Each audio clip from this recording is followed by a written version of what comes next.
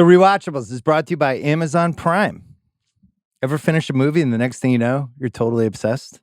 Like I'm talking about ordering a book on 70s film lighting. Is that you, CR? It's me. How many lighting books do you have? I'm the guy leaving all those reviews saying 5 stars.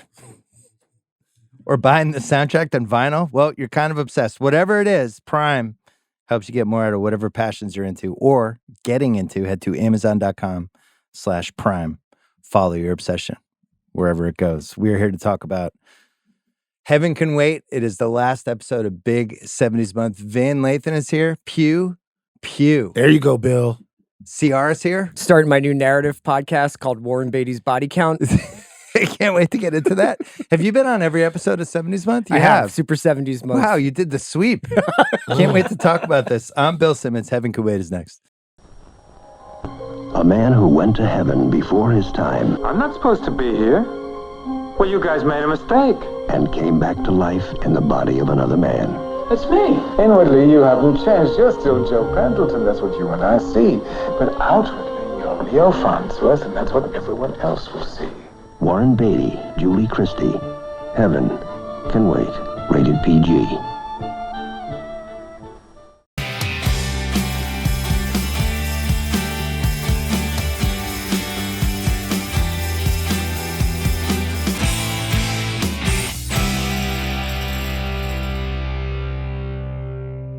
All right, Heaven Can Wait, our first Warren Beatty movie. You said this was one of your favorite movies. Absolutely. How come? It was on all the time when I was a kid. And, you know, looking back at it and doing some research on the movie, didn't have any idea that it was taken as seriously as what it was. Like a real critical and commercial hit. Yeah. But it was kind of just like a delightful, whimsical, metaphysical heaven movie, which they had a lot of back then. There was this one, there was The Heavenly Kid, there was Oh God and Oh God Book 2. A lot of movies that dealt with death and angels and God and stuff. They don't really do that much of those All anymore. culminating in Highway to Heaven with Michael Landon. Highway to Heaven with That's Michael true. Landon, which was Yeah. a whole cultural phenomenon. But it was just one of my favorite movies when I was a kid. Really, really amazing screwball comedy. Watching it again this time, it was just so great to see how like the bones of like the Philadelphia Story and Here's Girl Friday and kind of all the great comedies from the 30s and 40s informed this. And, you know, with all the people involved, it's sort of amazing to look at Warren Beatty and think about how famous he was and how he put all of his cred and energy into making this, which is essentially like this really light, sweet comedy. I like his theory on, he's another one of those guys who put a lot of thought into stardom. Yeah. And sometimes you just have to let the camera chew you up and just be handsome. Yeah. And talk in a low voice and just stare at a woman and just keep staring and they stare back and then you stare some more and you just seem like a movie star. Yeah. Very few people can do this. I think Brad Pitt can do this now. I think that was a big part The of minimalist approach. just Once like Upon a it's an Time eyebrow. in Hollywood. He's basically doing that with Cliff, but very few people. I mean, who can do it now who's under 40? I mean, I think also the way the movies are made and written and produced like demands a lot more. There's a lot of exposition in this movie, but actors are required to do so many different things now. It's crazy. It's like, I guess you could say like he's a convincing LA Rams quarterback in this movie, but what he really is Like, throws a good football. he's a convincing LA rich guy and he's a convincing LA playboy and he's a convincing, like, it's like he just has this like star power at the center of this movie, and the movie is actually just like a temple built to that. He's also a convincing everyman playing a rich guy. Different dudes, yeah. Right, which you have to be able to charisma yourself in and out of that as well. There's just not a lot of guys out there or stars out there. We look at movies, I think, a different way now, that you could give them a movie and go, if you're good in this, the movie works. And if you're bad in it, it doesn't. Yeah. It's the Burt Reynolds. And Burt Reynolds is probably somebody else who could have tried to play this role. I don't know if he pulls off the rich part of it the same way, the Leo Pendleton. He pulls off all the football stuff. But I think what was so interesting about Warren Beatty is that he could be Leo Pendleton, and it's believable that he's also Tom Jarrett. Or Joe Pendleton and Leo Farnsworth. Leo Farnsworth. Yeah. I'm getting my Joe and Leos. Yeah. Be Joe Pendleton, Leo Farnsworth, and then just step into the Super Bowl quarterback at the Jarrett, end. yeah. And I believe all three things. I mean, I also would have believed him as a German race car driver. We're like a high wire walker. Yeah. By the way, I could have spent 5 more minutes with that. Maybe he could have driven the He car. didn't around like a the couple guy because he times. didn't speak English. Yeah, it was the 70s. They didn't really like Germans that much. Still hadn't got over it. But Burt Reynolds is interesting because you dial, obviously the football stuff would be amazing, right? He'd almost be too good. Almost be too good at Yeah. the football stuff like he was in The Longest Yard. But Warren Beatty de-pretties himself in this movie. Like he's like legitimately one of the hunkiest, dreamiest, best looking guys ever. But he plays it so goofily and with so much heart that you believe that he is the dude that is on the outside of everything that is glitzy and glamoury and full of money. I read the book again, which I really liked when it came out. Peter Biskin's biography of him in 2010, which is very pre-2. There's a lot of sex stuff in there that I now think would be written differently. Pre-2. Pre-2. I didn't know that was a phrase. Yeah. I just made it up. Did you really? Yeah. Just on the cuff just now? Yeah. That's up there with the Pre-2. basketball pyramid. Oh, I don't know. I got to be honest with you. Look, I am anti-dick riding, and I never will do it. I could have just made that up. But I don't. That's not a thing that I do. But I would be remiss if I didn't give you props. Yeah. If you Thanks, just made that up. Now, if I read this in Vanity Fair somewhere or something like that, would be Pre-2 is like a vulture piece. But if you just made it up, I 2023. got to give it up. That's pretty. That could be a category. What's the came most out. pre-2 thing about this movie? Oh, we got to add it. Yeah. Well, all these stories in there, it's like, 6 times a day, and then he'd get tired of somebody. And it's just stuff like you wouldn't write about it as, this is one of the things about made Warren Beatty so interesting. Yeah. He had sex with a lot of women, and then he wouldn't call them back, or he'd get bored of somebody. But apparently, by all accounts, just got it done. Just a swordsman. Yeah. That's what Shampoo is basically about. There's a part in the book about he was such a reputation as a swordsman that he felt like a pressure for it, because he felt like when he was with a woman, they were expecting, a Dirk Diggler type experience. Yeah. He said, I'm just a normal guy. But he would, take these different vitamins to try to have more energy and just trying to keep up the legend. I mean, he was with Madonna. Remember, he showed up in the Truth or Dare documentary. So when I'm first getting an idea of who Warren Beatty is, he's dating Madonna. Yeah. She's the biggest thing in the world. It's Heaven Can Wait. And it's a little while after that, it's Dick Tracy. And then Bugsy. And then that was his last run. And then Bugsy becomes such a huge deal. And it doesn't land with a thud, but it doesn't land like he wanted it to. But it had a lot of Oscar nominations. It did. We always talk about it that year. It was like a big Bugsy. Yeah. That was a Love big that premiere year. magazine movie. Yeah. Yeah. But then imagine being me and you were introduced to Carrie Fisher and Warren Beatty in Star Wars and in Dick Tracy and Heaven Can Wait, and then you see Shampoo. Shampoo blew my mind when I saw it. Shampoo's an incredible movie. Yeah, but just the adultness of it, and how she was in the movie and how he was in the movie. Yeah. I was like, oh, then that's when people who have seen movies go, no, this guy was like, he was the guy of the town, like he was the Richard Gere of his era or something like that. I always Maybe think even more. about him in relationship to Redford around this time period, because they're two very obviously famous movie stars who took real control over their careers, whether as producers or director producers or what have you. And Redford, I think for the most part, kind of set the tone for the kind of movie star, especially the great actors that we have now, like a DiCaprio, say, for instance, where it seems like every time Leonardo DiCaprio works, he wants to push the ball forward. It's an important movie. Sometimes it's about, most of the times it's about an important issue, right? Yeah. But then there's like this era where Warren Beatty would make these big movies and they were important, but they were also like pretty good times at the movies. Like he was still remembering the entertainment value of like just hanging out with a group of people in Los Angeles for 2 hours. And I think that that's something that's sort of been lost, but Redford was also like a really big, I feel like Redford made issue movies. I feel like he made movies because he was like, this is an important film that everybody needs to see. Do you see kind of like the comparison I'm making a little bit? And then Newman was always trying to prove that he was more than what people thought he was. Right. Warren Beatty was just like, I either want to make a lot of money with this movie or I want this to hit for me in a real way. Well, this that's one kind of did both. I guess to your point, I wonder if our appetites have changed to the point to where those issue movies that guys make now, that like we can't have fun and be serious anymore. Yeah. It doesn't seem like the screwball comedy is the type of movie that's going to get like taken seriously by the critics or is going to get you lauded in a way. You either have to go, look, it's me, it's Denis, we're in the desert, we're doing something, or you have to decide, hey, you guys come have some fun.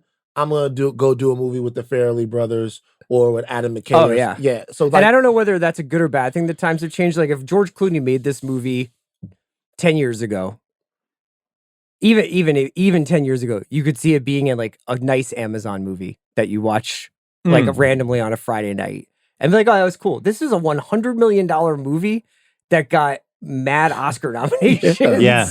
Like it was like the centerpiece of the filmmaking culture. The other thing he did, he was always the star of the movie. Uh-huh. He never fucked around. He's never like, I'll take the Matt Damon part in Ocean's 11. Like he never would have done that. He would have been Clooney. He was always like, I'm going to be the guy in the movie. Mhm. If there's a best looking woman in the movie, that's going to belong to me in the movie. And I'm going to be the winner in the end. He also died in a lot of movies too, which he wasn't afraid to, No. like Bonnie and Clyde. I mean, Bonnie and Clyde, it all takes off. That's 1967. Yep. And he rigs it so that he makes it, he ends up making a shitload of money from it. He does an Altman movie, he does Parallax View, does Shampoo, does Heaven Can Wait, does Reds. He only makes, I mean, really like six real big movies in like a 14-year span. Yeah, he's very particular. He was very deliberate. He comes out. Can we talk about what he turned down? Sure. The Sundance Kid, Yeah. Uh-huh. Michael Corleone, which would have been ridiculous. Later, he turned down Gordon Gekko and Jack Horner. Mm-hmm. The By the Gecko way, role he should have took. He would have been an amazing. The one real regret he said he had was not doing Jack Horner. He really wished he had done that one. And there's apparently, I don't know how apocryphal this is, that he was pushing to play Dirk Diggler. Well, he was pushing it. Well, he was for Boogie Nights. Yeah. For Boogie Nights. Yeah. And PTA was like, You no, gotta be he's like kidding a me. 17-year-old kid. We're 58. Like you can't. He said, no, here's how it could work. He was also he got pretty far down the road with playing Bill in Kill Bill. Right. He had that. He had The Sting, Great Gatsby, Superman was the original call for that. Splash, Big, Dave, Indecent Proposal, which would have been great. And then Misery, which Goldman wrote about in his book, and Warren Beatty just didn't want to be in the bed for that long. He felt like he was like neutered in the bed. He couldn't do it. You know what? When you look at that list of movies that he turned down, and then you look at some of the movies that he did, it's interesting why he would make some of the decisions. Like, maybe it's just because, okay, so he does like Dick Tracy, which is like this big, beautiful disaster, basically, right? Well, a movie that means a lot to me, but like the movie's kind of like all over the place or like whatever. I love Dick Tracy, by the way. But like to look at the script for Misery and then kind of not want to do it. I think he did want to do it. He just couldn't 100% get there because he kept circling back and like, and then he's like, I don't know, in the bed, and he couldn't get past the crippling scene. Yeah, that was a big thing for him. He either wanted to be the hero or he wanted to have like a violent death, but to play a guy who got crippled, Just limping around, yeah. couldn't like get his head around it. He also made 3 movies with Julie Christie. He made McCabe and Mrs. Miller, which was the Altman movie, Shampoo. They broke up. And then they did Heaven Can Wait. And they both dated different people after, but still had some sort of connection. Yeah, it seems like there's some really good stories about them doing 80 takes of the same scene and them having a little cat and mouse game on the set. He's Proto Fincher and like apparently made Jack Nicholson cry on Reds, where Jack Nicholson's just like, what the fuck do you want from me? Right. Like, and you know, like Hackman. Just do it again, Sierra. Yeah. Do it again, Sierra. Do it one more time. And you're not even getting notes. I just have to do Wayne Jenkins. I was about to say, Yeah. you made it Do Wayne Wayne Jenkins over and over and I over feel like again you do until it. he got it right. 20 times, maybe. Do you think Beatty has faded a little bit in terms of like the star power or the level of attraction that these 70s films have? Like, I think that these are some of the great movies of the last 50, 60 years. Bonnie and Clyde, McCabe and Mrs. Miller, Parallax especially, but Shampoo and Heaven and Reds. But I feel like he's less kind of highly regarded than Redford and maybe even Hackman and Pacino and De Niro and the guys who come right immediately after him. I agree. I think it's because the movies didn't. I mean, this is the first rewatchables we've ever done from him. Yeah. Think about that. We've done 17 Tom Cruise movies. We've done 13 Pacino movies. We've done multiple David Caruso movies at this We've point. done 10 De Niro movies. I think some of them feel very 70s-ish or 60s-ish. Mhm. It would be fun to do Bonnie and Clyde, but it's just, that's So it's a old. movie that really feels like it came out in the 1960s. But like there are certain actors and actresses and even directors that are of their times. Sure. And they have a more sensitive cultural expiration date than others do. So for whatever reason, there was never an Unforgiven for him. There was never a movie that made everybody go, "Oh my God, this guy was big in the '60s, huge in the '70s, and look what he can still do." Yeah. He's 3 years older than Pacino, but doesn't have like a movie like Heat or Son of a Woman from the 90s. That's like, oh, that's his when he was in his late 50s. And Shampoo 60s. is a crazy movie. Oh. I love Shampoo. Shampoo's incredible. It's a crazy movie, though. It would be interesting if you just threw this on for like. I should make my daughter watch it and see what her take is. My Always 20-year-old one that daughter. I thought they could get away remaking. Very Always possible. Always one that I thought if you take this type of story and then like sort of tune it up, dust it off a little bit, and set it in a contemporary world, like it still would be a lot of fun. So to watch. a guy throwing around in LA on January 6th. I was watching a barber in LA getting laid on January 6th. My wife watched this movie with me on Sunday night, and at one point it was just a long shot on Warren Beatty, and my wife was like, "God, he was so handsome." And I think that's like 90% of it. Yeah. And he also had a really good sense of who to play and what to not do. And he was like a quarterback that knew exactly what he could do to move the ball down the field, and he's not a scrambler, and you don't want him in the I'm going to do this. This is my move. In quintessential kind of screwball rom-com like fashion, you can watch this film. There's a lot of plot in this. Yeah. There's a lot of stuff about like his company and Charles Grodin and Dyan Cannon's relationship in the background. The town in England? Yeah, the town in England. Leberstrom, but you kind of like with the people who are in it, they're so good that you're just sort of like, yeah. I get basically this guy's dead. He's come back. He's fallen in love. But don't you feel like it got better? The movie gets better as it goes along. And then the last 40 minutes are just like lights out. Oh, yeah. They're small. As soon as he's like playing football with the servants, it's like, this is the best movie I've ever seen. There are small things in the movie that just make this character one of the most lovable characters on screen. Like when he's in practice and he starts cooking and he starts jumping up and down.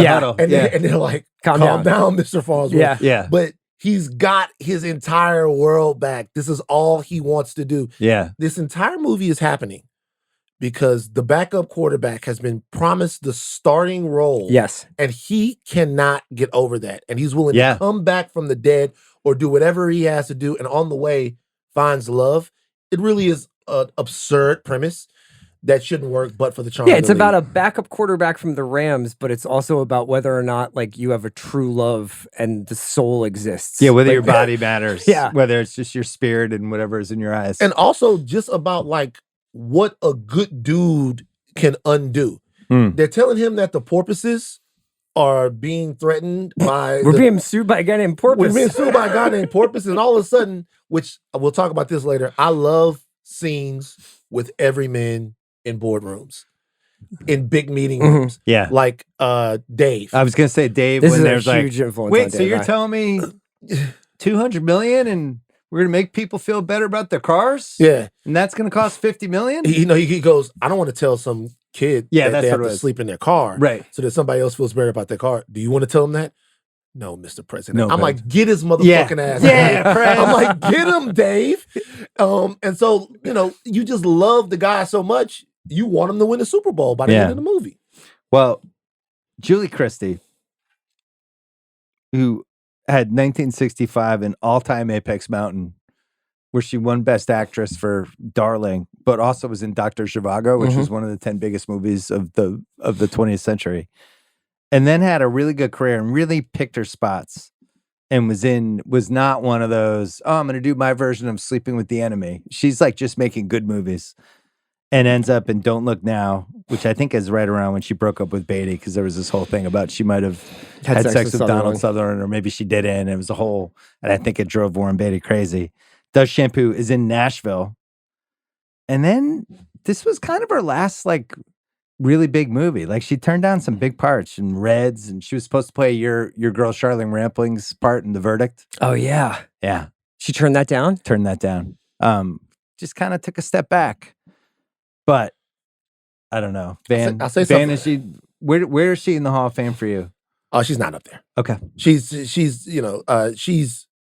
maybe like out of that. Like, that's different. Foreign Hall of Fame? Maybe foreign Hall of Fame. Okay. Foreign.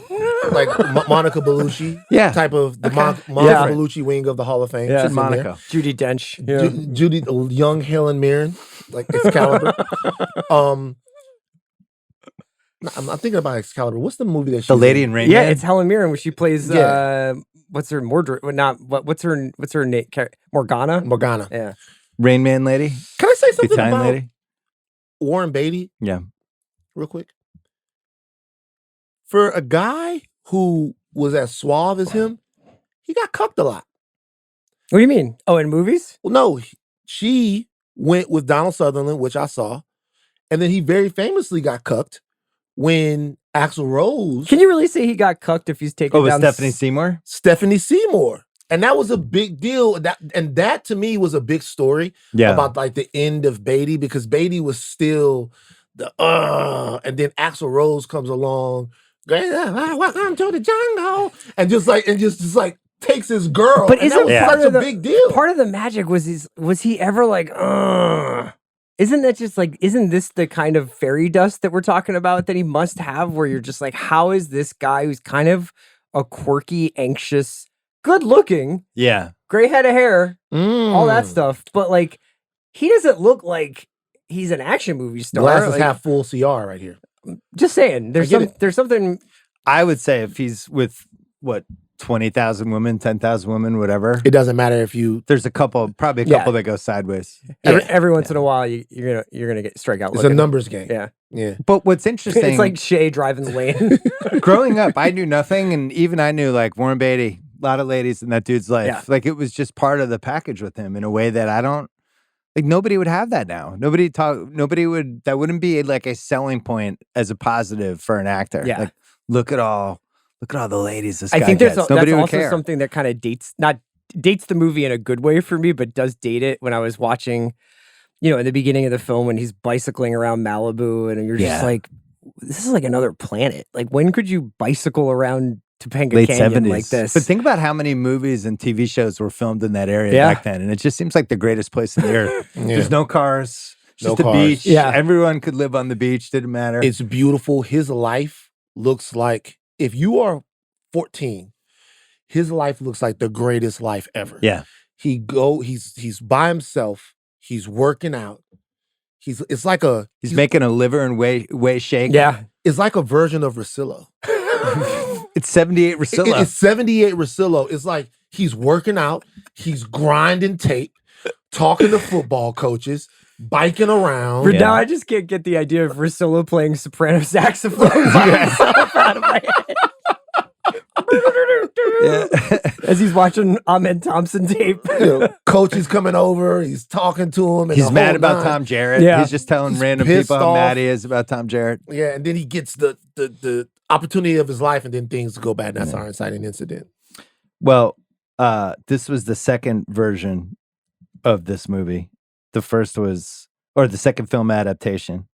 The play was called Heaven Can Wait. They made a movie called Here Comes Mr. Jordan in 1941, and then they bought the rights. And casting What If, that's better than a casting What If. This was supposed to be a Muhammad Ali movie. Mm-hmm. With Muhammad Ali to be a as the lead? boxing movie. Yeah. It was the original idea was it was a boxing. Yeah. And a boxer, and then he comes back and he gets to fight in the big fight. And Ali was like, no thanks. And that had been fighting. kicking around, like the boxer idea had been kicking around since the late 60s. And I think the original screenplay Coppola wrote, right? Yeah. Yeah. It had a lot of incarnations until it got to football. Can I give you the most pre-2 fact about Julie Christie ever? I just popped up. You also just wanted to say pre-2. Pre-2. I like that, Bill. I gotta be honest with you. I don't think I made it up. She was a contender for the role of Honey Ryder in the first James Bond film, Dr. No. But producer, Craig's guy, Albert R. Broccoli, reportedly thought that her breasts were too small, so she didn't get the role. That really is a pre-2. That's a pre-2 motherfucking factoid. Because he probably said that to somebody in like an interview with like some magazine. Yeah, we wanted it. 60s. Yeah. Pre-2. Just wasn't. Yeah. Yeah. Some really good late 70s sports stuff in this movie, It's including incredible. Deacon Jones, the Rams and Steelers in the heyday of like those 70s uniforms. The fucking Coliseum. LA Coliseum looks amazing.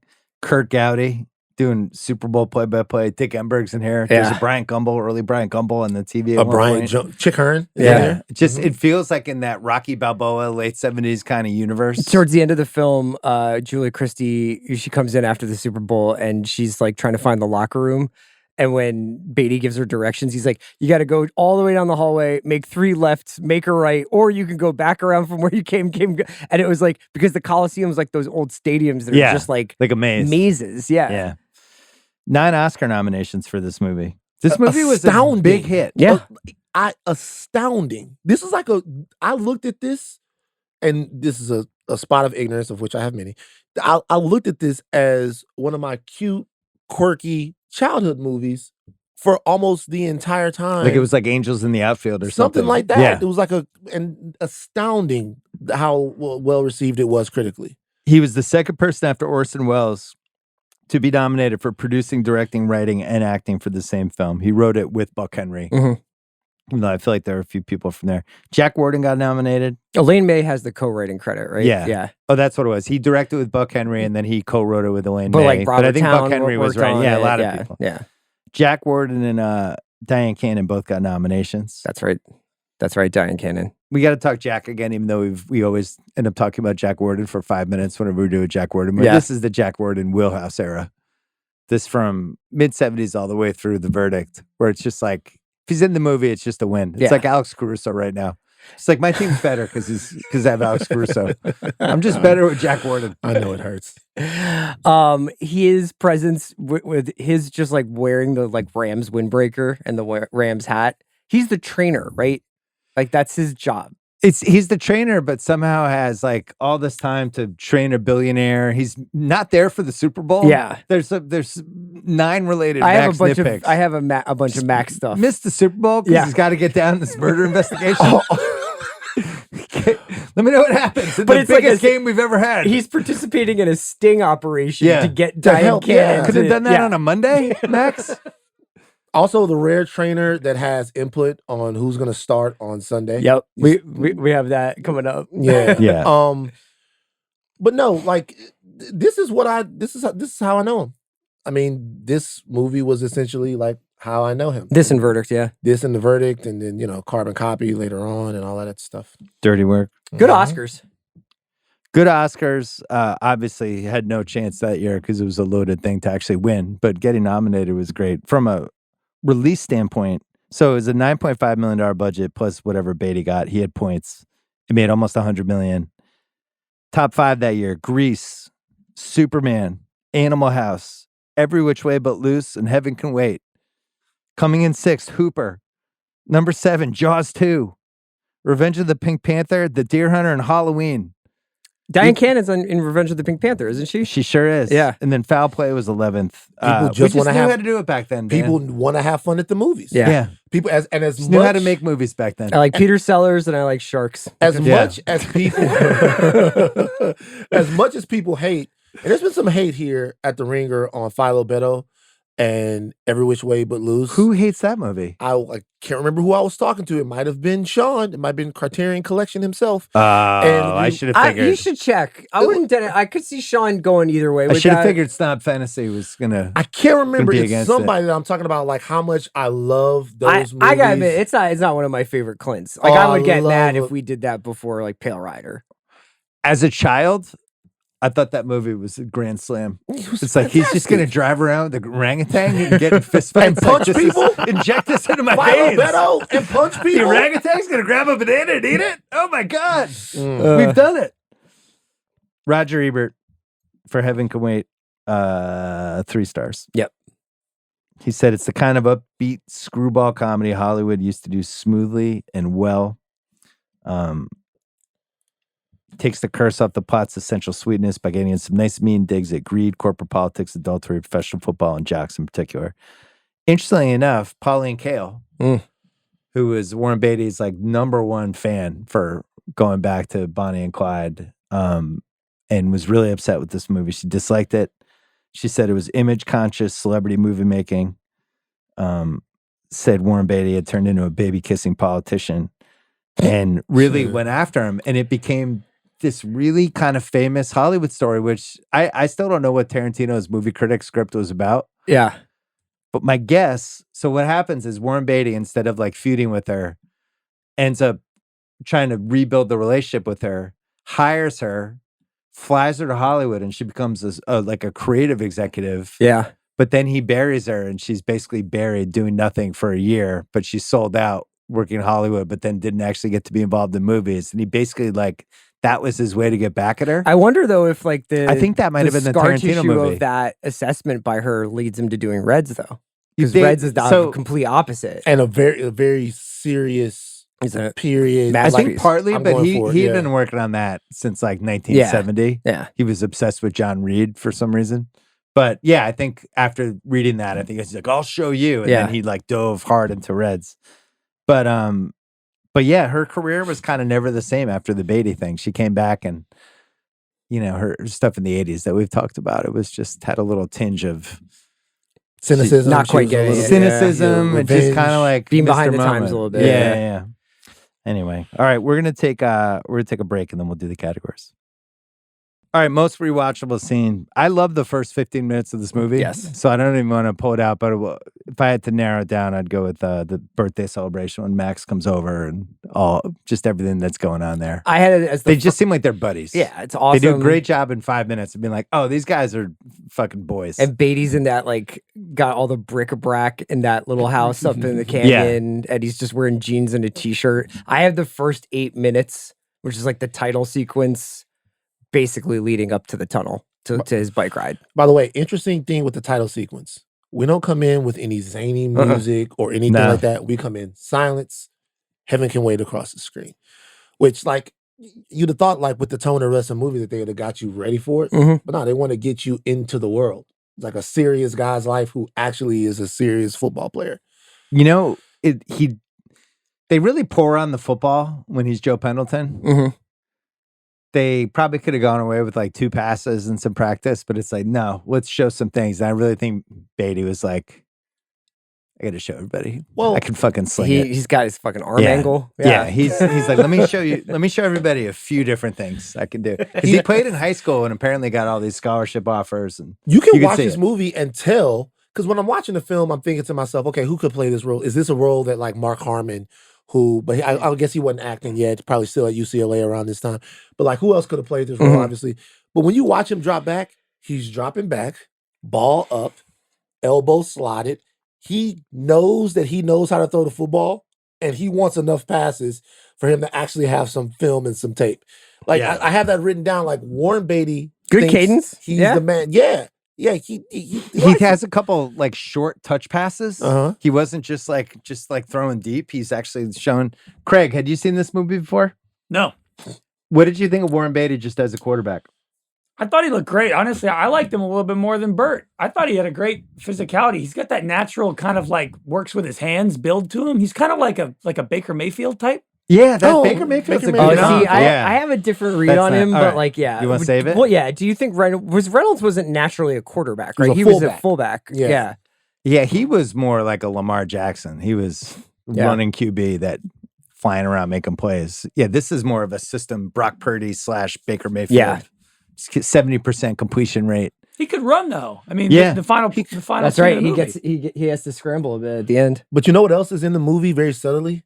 The jargon. Like, they want you to hear him get out that terminology. He's doing all the Altman stuff with sound where you can hear like the defenders being like pass. You know, all of that stuff. Like you could tell that at least from him, like he had played some ball before. He's given out the route combinations to the receivers, and they want you to hear all of that and go, what does that mean? Yeah, also, how awesome is it to be Warren Beatty and you're like, know what I'm going to do? I'm going to quarterback the Rams for an afternoon. Right. Right. Well, they filmed the Super Bowl scene. They have 14 minutes at halftime of a preseason game.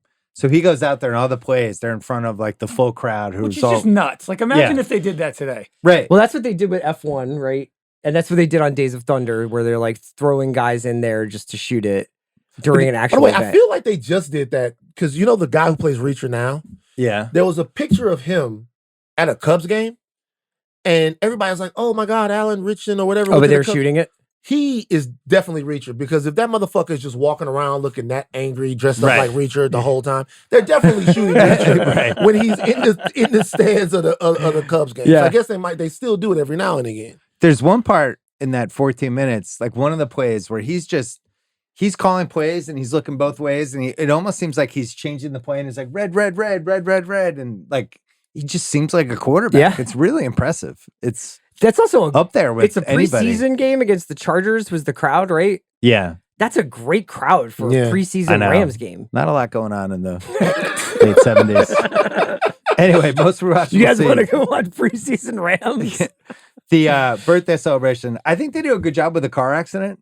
Yeah. Of showing the tunnel and the cars are fucking around, and he's on his bike, and then all of a sudden they do thing. In this movie they do very dark stuff in a tonally light way. Yeah. So getting in a car accident while you're on your bicycle, your wife trying to kill you, chemically poisoning an English town. Yeah, the thing that falls, on the bed. What is that? Like the light fixture? And then he comes right into the room where they are. Yeah. And they're alerted to the fact that he's still alive. But the gag that they did right before they tried to kill him is the same gag that they go back to. Yeah. Yeah. Which means his character doesn't care, which means you're okay to not care. Yeah. Like, just move on from it.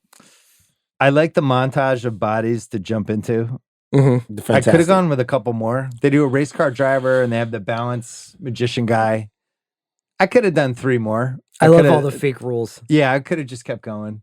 Could have had like a waiter in Hollywood. Like we just could have porn actor would have been fun. But they're trying to show him people. Okay, so let's do this. They're trying to show him people that. Like a porn actor. It's like, is that a Net Haven?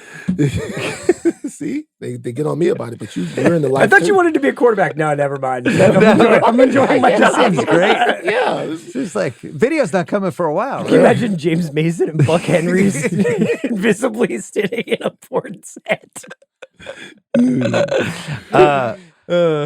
I like when he becomes Farnsworth and Dyan Cannon freaks out. When she sees the mouse. Really good stuff. Yeah. Joe and Betty in the limo falling for each other a little bit. Yeah, were they like Tommy's Chili Burger or something? A lot of staring back and forth. A lot of long looks. I like the history and the baggage of them too. All right. These last 4, I love all of these. Joe brings Max to the mansion, tells him the secret. Single best scene of the movie. I won't tell a word to anybody. I promise. It'll be our little secret. Our little secret? Like what you told me about your older sister and the Coca-Cola salesman? Huh? Hey, what about that? Hey, man, what about that scar you got on the bottom of your tongue, huh? How the hell did you... What happened? What did you do at your uncle's wedding? Hey, Max, I know what hell did anybody... Hey, well, what about the first time I fixed your neck in Pittsburgh? Oh, man. And Jack won't believe it. He fixes Max his neck. in the movie. Yeah. I'm calling him Jack. Until he does that thing that happened in Pittsburgh. And I always like when there's been a few movies like this where I have to convince CR that I'm CR, but I don't look like me. And then I'm like, no, remember that time we did Heat in my pool house in 2019? You're like, Bill! I was Top Gun Maverick. Murph humped your leg. Yeah. I was thinking about that. What would be the thing that you would say to somebody to let them know unequivocally that it was you? Not like your wife or something like that. Like somebody like Max. Yeah. Like somebody that's in your life like that. Like, there was the cracking of the neck, there was the playing of the flute. Like, if you're trying to convince me that it's me, that I'd be like, I'm on that thread. It's you. I would just talk about the thread. Right? You just talk about the thread? I'd mention no, because then he would be like, you could have hacked my phone or something like that. It's got to be like a personal experience. Right. Like something. What's the thing? What's going to be the thing? I would be like, you took me to your childhood diner in Boston. Oh, yeah. Yeah. Cabot's. Yeah. Fuck you guys. Yeah, I took CR and Sean to Cabot's. It was great. The hot dog. Craig didn't want to come. He was with his in-laws. Oh, Craig. Doing family I don't shit. remember the invite, but Well, you were with your in-laws. You had like a kind of steady invite, but you're like, I'm good. Yeah, I'm it was good. tough. I had to juggle a lot. Craig, I'll be honest. In-laws here. I had I'm like good. 5 family members there. Craig, I'll be honest with you. We need to do more work. There's absolutely nothing that you and another body could do to convince me that you were you. We don't have any core You don't memories. think there's anything I could do? Because you guys need a more personal relationship. We need more core memories, man. That's probably right. Yeah. All we right. need more core memories. So your cutoff line is Craig. You're somebody I know and that I've interacted with and done some stuff with versus core memory friend. It has to be a core memory. Yeah. It has to be something like, think about what he tells him. He tells him, Do you and I have a core memory? there are things we could do. That was quick. There are things we could do. Quick. There are things we could do. I think that thing I said to you earlier today actually could be a core That memory. could be a core memory. I went on a golf weekend last weekend, and we had caddies, and I for some reason reflexively turned to Van and apologized. It was the weirdest fucking thing. So listen. I was like, we had to have caddies. So look, bro, it's the weirdest fucking thing, bro. It's the weirdest caddies thing. weren't black. So It was just like, I was like, hey, sorry. So he's telling the story and he goes, we have caddies. And I'm looking at him because I'm listening to the story. And he turns around and he goes, yeah, we need to have caddies. I'm like, I don't give a fuck about that. There you go. That's your core memory now. Remember the time you fucked up the caddies on some weird Bagger Vance shit? Yeah. Sierra and I have seen a few movies together. I can go to any of those. Yeah. Did we see The Gray together? Well, we saw that. We saw. I think going to see Black Hat. Yeah. Just the three of us at the Olympic UA. Yeah. Being the only two people in the theater that like Black Hat. Anyway, that goes Joe and Max. He convinces him it's Joe. Yeah. Just We go right to the football warm-up montage with the servants, which Yeah. I honestly could have gone 8 more minutes with. Grodin runs into the bush. The guy's trying to catch the passes. And then there's a couple shots of Warden and Beatty just kind of flinging it. And Yeah. Warden looks pretty good. Like, I feel like Warden might have had some football background. I was going to save this for later, but I have to ask you this now. Yeah. Are you kind of bummed out that professional sports franchises have reached the price point that they're at? Because know. otherwise you could get into a Farnsworth kind of situation. Oh, Definitely, yeah. I was thinking about that. $67 million for the Yeah. Rams? Yeah, you got that. And then he apparently overpaid? Yeah. Sounds great. It was only supposed to be 19. Yeah. That's, come on. But I you want probably to live in a world where a guy could buy the Rams and make himself the quarterback, and it wouldn't cause an absolute panic on social Have you media. guys wondered- I have a list later on. Who is of- the richest man that could theoretically actually start for a football team right now? I have a list of top 5 owners I want to see call their Start own for number. a football team? Like if What- a rich guy bought a football team and was like, I want to be the quarterback. Yeah, like Who's if the most Sam believable Altman rich bought guy? the Warriors, Yeah. could he start at Like point Mark guard? Zuckerberg, not Mark Zuckerberg. So I'll just go ahead and do it now. Number 1, I got Jerry Jones. What? Okay. I want to see Jerry Like 40 Collins on years number. ago. No, now. Playing football? I want to see Jerry play offensive line for Arkansas. Okay, he was the captain. I want to see Jerry Jones protect Dak. James Dolan, we'll call him Jimmy when he's playing. You and him get along. And I'd have him, Brunson is on the bench. I want Jimmy running the point. 5'10". Also his band, JD and the Straight Shot, they could play at halftime. Magic Johnson, owner in 2 different sports. Magic Johnson could Sure. do it.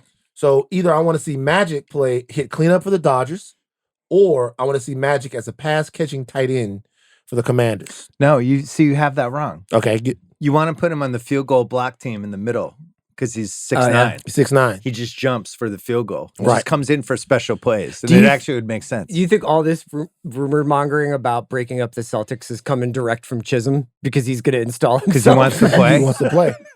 Last one, Why'd you have to bring up the Celtics? I was It's having such a happening. good time. Donald Sterling, Oh my God. power forward for the Clippers.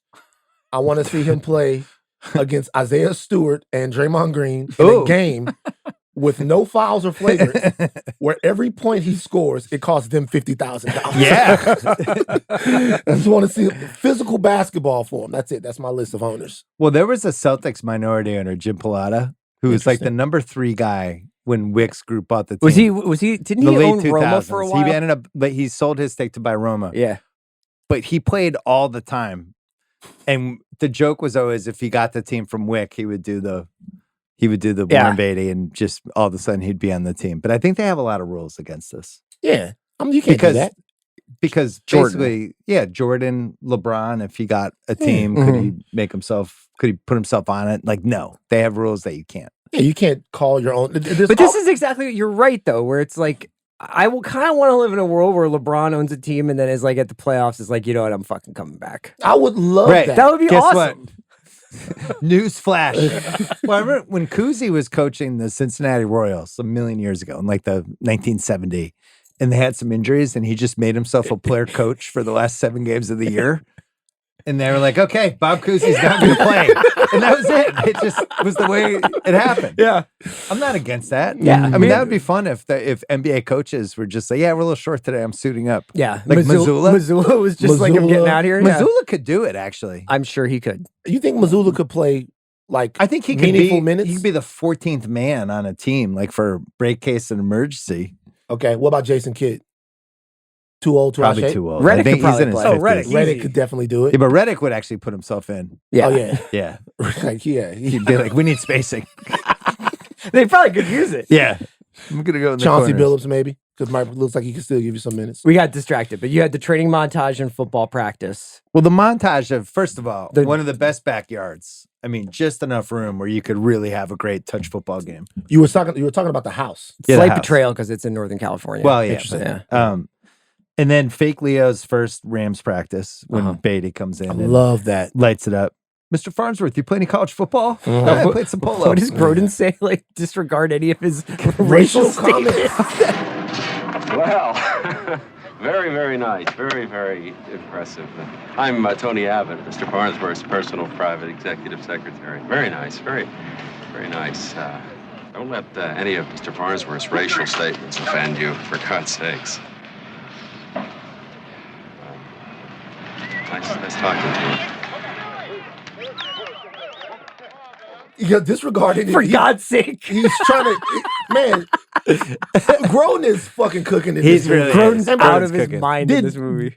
Did Grodin ever get his moment where we all appreciated Midnight him? Run. Yeah. Okay, yeah. Midnight Run was his Oscar. Yeah. But yeah, because he's in Foul Play too, which is, I think it's same year. Chevy Chase, yeah. He's in And Seem he's- Like Old Times. Oh, not Foul Play. Seems Like Old Times. Okay, That's what yeah, he's in. okay, That's yeah. 1980. Yeah. He's amazing in Seems Like Old Times. Amazing. Yeah. It Seems Like Old Times. I love that movie. Yeah. I Have you don't done know that if- one yet?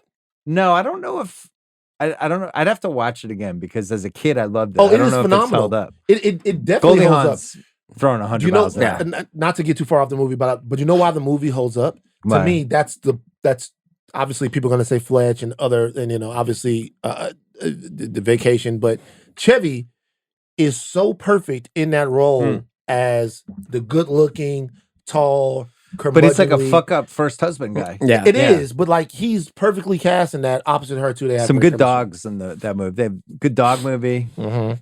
Great. Good slapstick. It's very like Three's Company era where like misunderstandings. Just had a quick vision of the future of us doing the Brandy Booth month of like Just dogs? great dog movies. Yeah, Chevy Chase month. That Rams practice is really fun. So Joe says goodbye to Betty and then gets shot. Mhm. He's like, somebody's gonna come back someday. Maybe they're even the quarterback, which is just insane. Yeah. And then he gets shot and falls in the well. And then the last one, he wins the Super Bowl, but then the movie gets really sad. Yeah. Did you cry? So You've been known to cry during sad movies. Oh yeah, I cried. So I didn't cry during this one, but I cried in movies. The scene where Joe is trying to appeal to him, Where Max is trying to appeal to Max him. is trying to appeal to him, is legitimately sad. It's so heartbreaking. It's like legitimately the jubilation that you feel when he's able to convince him that he actually is his friend is then completely disintegrated by the fact that he then has to lose that friend again. Yes. Hey, you. A little fresh air wouldn't hurt. Hey, look, just do me one favor. Look at me. Just look at me.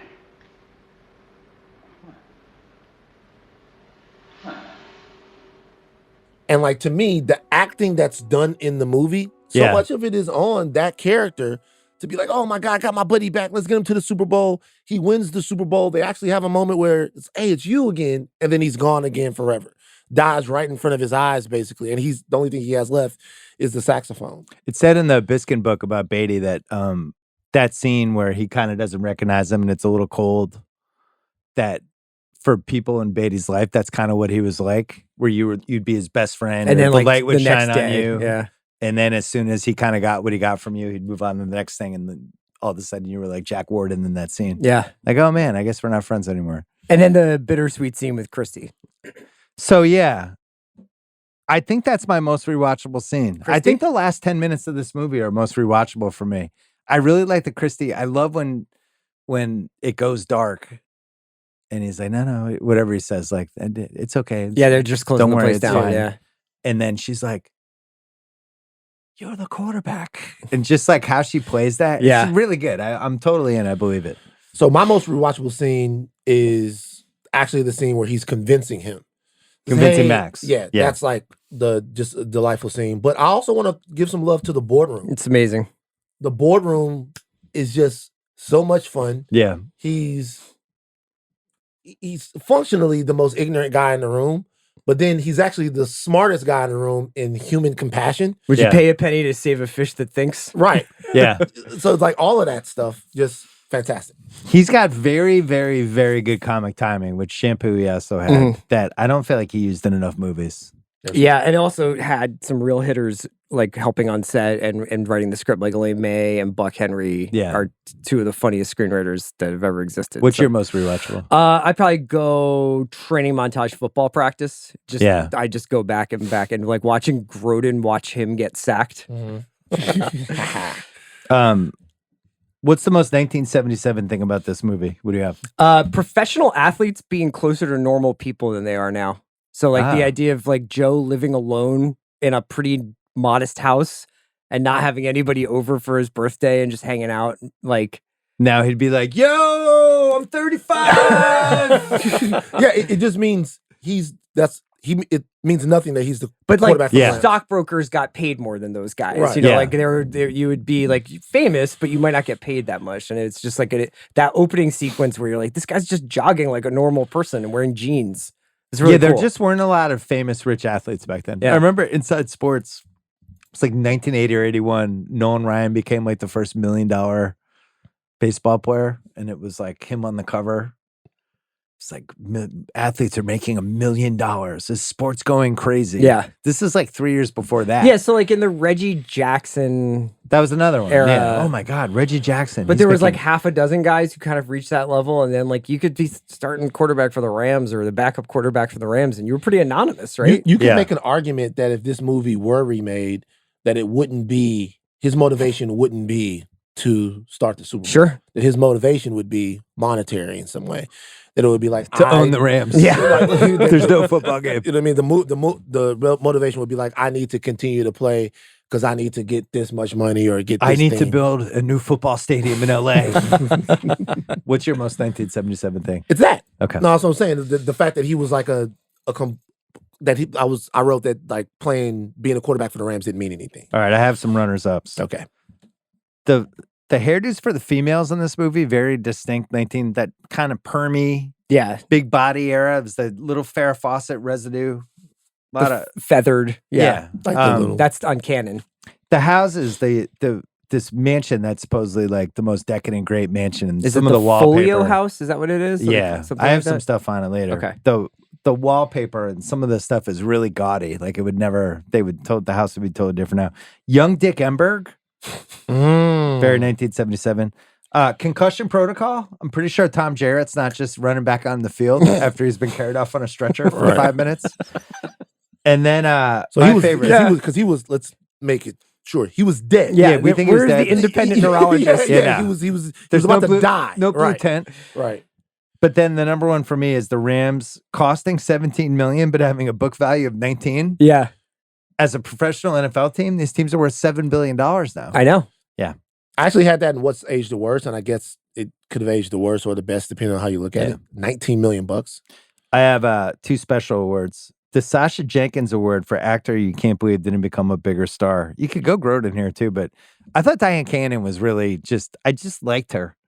And she just was kind of in roles like this was her peak, but not. If you're ready get to that Goldie Hawn. You're ready for What's Aged the Best, I am about to open a Dyan Cannon 6-pack. Okay, we'll save it. The Amanda Dobbins Award for Best Piece of Real Estate. Which also goes to the Den of Thieves Benihana Award for Scene Stealing Location, Leo Farnsworth's house. Although you could make the argument that Joe's place in Topanga probably it's a good gained the most value. Mm-hmm. Yeah. It was called the Filoli Mansion. It's a historical museum now. Craig, too bad you got married because you could have gotten married there for prices starting at $75,000. Oh, nice. It's located in Woodside, California. Too bad you got married. And you also didn't get to go to Bill's childhood diner. Oh, yeah, you missed out on 2 things so far. It's between San Francisco and San Jose. It is also seen in the opening credits of Dynasty. Oh, Carrington's. And it's the home of a movie we've already done in the Rewatchables. Is it the Basic Instinct house? No. It's Michael Douglas's home in The Game. Oh, I had a feeling Michael Douglas would do that. Yeah. Oh, we talking Michael about Douglas, that. also pretty much the heir to the Warren Beatty style of like, But never star. could have been the quarterback, right? That's the difference. But I don't feel like he could have pulled it So off. China Syndrome, Mike. You don't think he could have tossed it around a little bit?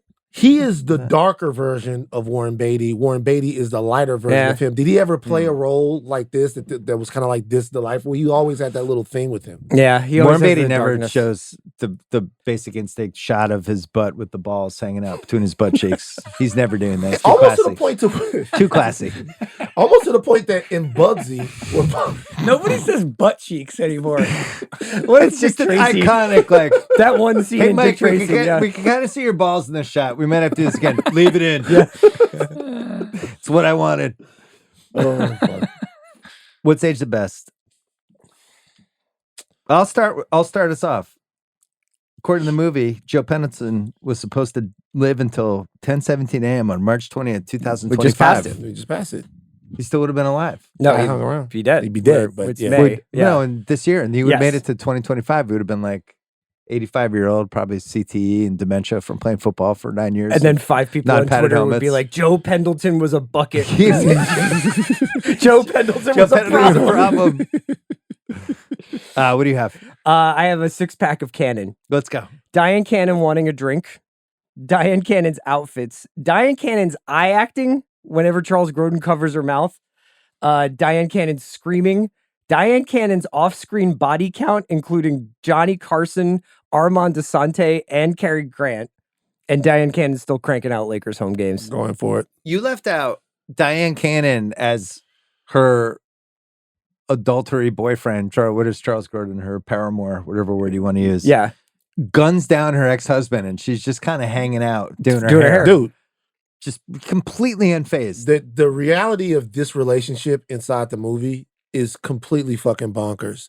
They are like fucking inside of the house. They're living together inside of the house while she's married But they to are somebody else. so fucking funny It's together. hysterical. Yeah, it's like its own movie, Yeah. It's its own movie. Him Yeah. in full pajamas with her. Like, Yeah. it's just so Him funny. hiding in the curtain. Kind of reminds me of like the side relationship in Who's Harry Crumb. Yeah. Remember that movie? Yeah. Yeah. Who's Harry Crumb? Great movie. Another would age the best. Vincent Gardenia as a police sergeant. We were 2 away from Gardenia month instead of Big Ass 70s month. Yeah, I mean, what a Had him in run Death for him. Wish. I should have reconfigured this. Gardena now officially has more movies on Rewatchables than Warren Beatty. Wow. Nuts. The score of this movie I think is just fantastic. Yeah, Dave Grusin. The music, this is almost like Shawshank, where it's just like fun to hang out with the music. And when it gets like the sad version, then like the happy, peppy version, then it gets sad again. Hey, Van, how about for what's age the best? An overtime Super Bowl, which didn't happen until Pats Falcons, Right. right? Was that the first 28-3, one? Yeah. Shout out to everybody in Atlanta. Seemed like a crazy idea at the time. franchise. For Was the this- Super Bowl to is- go into overtime? And is this sudden death overtime? Yeah. Yeah. So Steelers Rams Super Bowl filmed at a Chargers Rams preseason game, September 1st, 1977. And a year and a half after the movie came out, January 1980, Rams Steelers Super Bowl in Los Angeles. Wow, that's fucking weird. Yeah. Not in the Coliseum, in the Rose Bowl, but you have any other what's age the best? The popularity of backup quarterbacks. This team. Oh yeah, This team is in a Super Bowl run, yeah. and they're changing quarterbacks, Constantly. like going back and forth in a Super Bowl run. Another one. Do you know why that is? Because quarterbacks were less essential back then because they used to get the absolute fucking shit kicked out of them, and they threw a ton of interceptions, and there were really only a few good ones. You go back and look at the stats from 1978, guys will have like 26 picks in a season. Yeah. Like Yeah, they're we're- basically like, you just had to not get killed when you were the quarterback. Oh, That's when what we get to it's- what's age the worst, I'm going to talk about his fucking stat line. Oh, okay. Yeah. Yeah.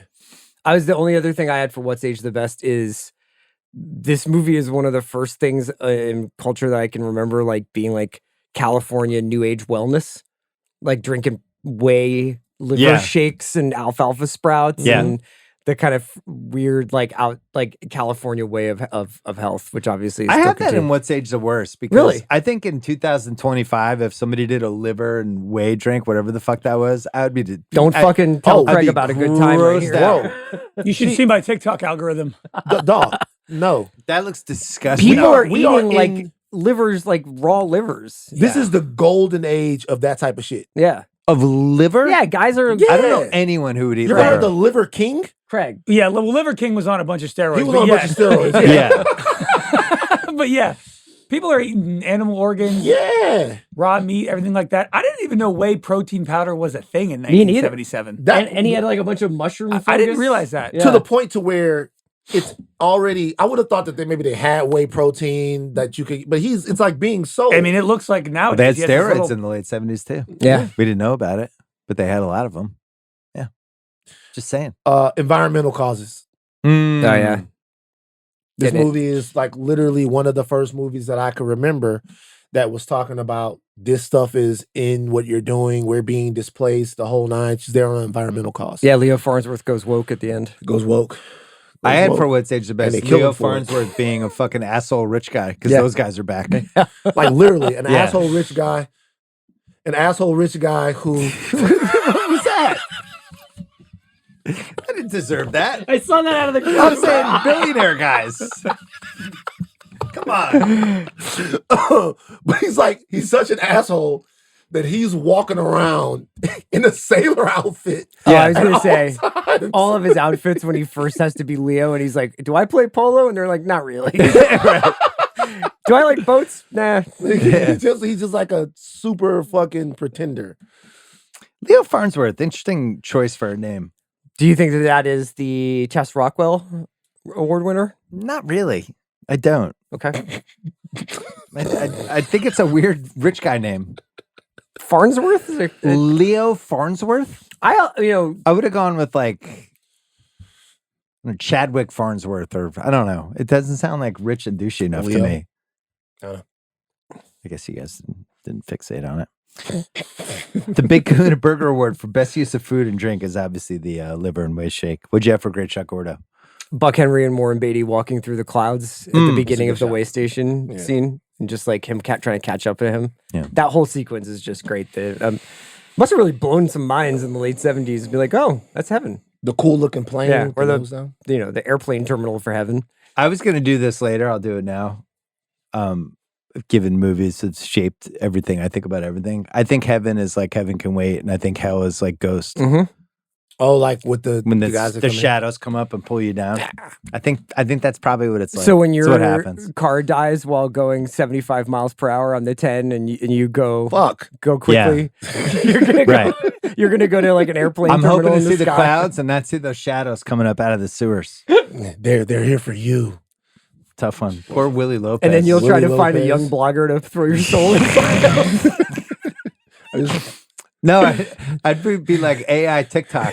This guy's the rage right now. It'd be so funny, Jomi trying to convince me that he's Bill. I know.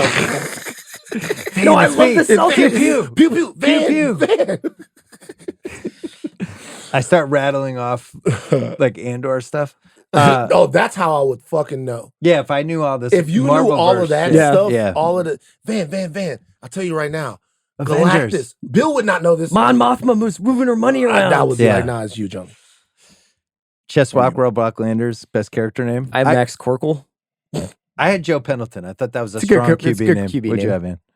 What was the character we just did? I think I had one for that. Oh, I wanted to say something real quick. My favorite shot is, I think it's like a weirdly moving shot when they go black out of the tunnel and then they come out to the little it's awesome. That's a great of light, because it's like literally everything goes black. He's gone, but then it's like, no, he's still here, and it comes out and he's right there. It's an awesome shot. Yeah, I love that every time I see the movie. Let's take a break and then we got a CR Flex category. All right, CR Flex, go. You know, I'm gonna go. Mallory Rubin did this movie need a better sex scene, because it is kind of weird that Dyan Cannon is a 10, is the proto Dana Wheeler Nicholson in this movie. Yeah. And is leaving Warren Beatty for Charles Grodin, who seems to be a never nude and is in full silk pajamas in bed with her. And I just feel like we could have had one scene of like Grodin and her going after it. I think this movie is really PG. Yeah. Because even when Warren Beatty and Julie Christie kiss, it's not like they're like making out. Yeah. They're like very... What is it actually rated? PG. Oh. Yeah. Oh, yeah. This isn't a rated R. I don't think I know there's it's not a rated swear R, word in but this. like, you know, you thought maybe a PG-13, they're trying to kill the guy the whole time. He gets shot with a gun. Like, you know what I mean? Like, you would have thought that. They didn't have PG-13 till like 84, 85. Oh, that's right. That's right. It didn't even exist. But I think that this movie was crying out for a sex scene. Listen, you don't have to sell me. Yeah. Come on. And I'm Who you just talking to? surprised Beatty. It's just like going against his better instincts. Maybe he didn't trust himself in sex scenes. Just would have gotten carried away. Butch's girlfriend award for the weak link of the film. What do you have, Van? I couldn't think of one. I have one. I really couldn't think of one. Like 2 Rams quarterbacks die in the span of 3 months. What are the fucking odds? Wait, that's not a character. That's a nit, right? Yeah, it's the weak link of the movie. The 2 quarterbacks, one dies in a bike To be fair, accident, Jared's the other dies never in the actually field. pronounced dead. Jared doesn't die. He's about to die. Yeah, and he but jumps nobody up knows and runs that. back on the field. Just saying. Tua style, yeah. If one of those things happen, it would be the biggest thing of the year. What if we're not watching Tua? That's right. Yeah, what if we're watching? What if somebody else has inhabited Tua's body? Because Tua was actually We're watching killed. George Blanda. Like, Yeah. What do you have a weak link?